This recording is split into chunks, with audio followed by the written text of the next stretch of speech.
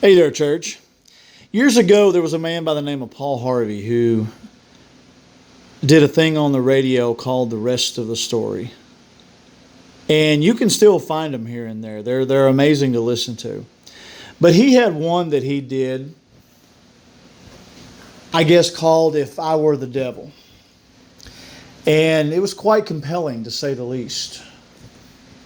And what I'm fixing to read to you here is in the same vein as that. Now, I don't have Paul Harvey's voice.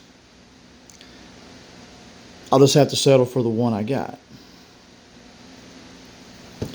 So, if I were the devil, I wouldn't waste my time trying to close church doors. I'd keep them wide open.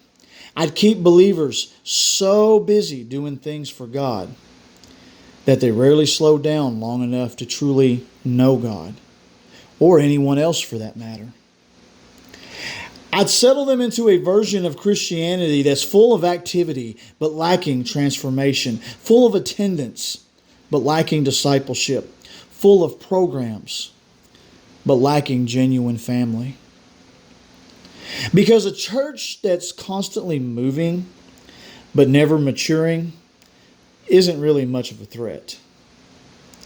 I'd let them celebrate motion while mistaking it for progress. I'd let them count crowds while ignoring character. I'd let them confuse serving with surrender. And while they congratulated themselves on everything they were doing, I'd sit back quietly, smile, because they would be too distracted to notice everything they had stopped becoming. If I were the devil, I wouldn't need dramatic victories.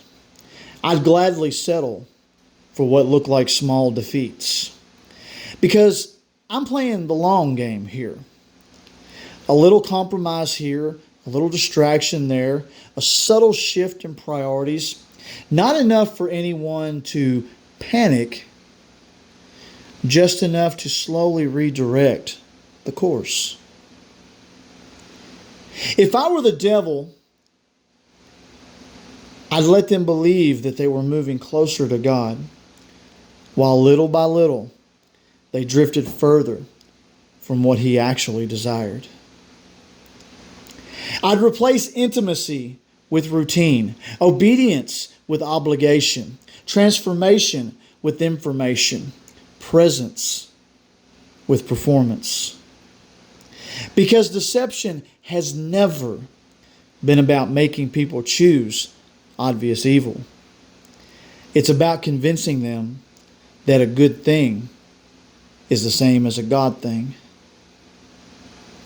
After all, deceiving is what I do.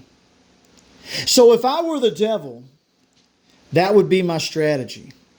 Not to destroy the church from outside, but to keep it so busy on the inside that it never becomes what Christ died for. Not to stop believers from following Christ, but to slowly convince them they're following Him while quietly leading them somewhere else. If that doesn't cause you to pause and think and analyze, I really don't know what to say. Love you all.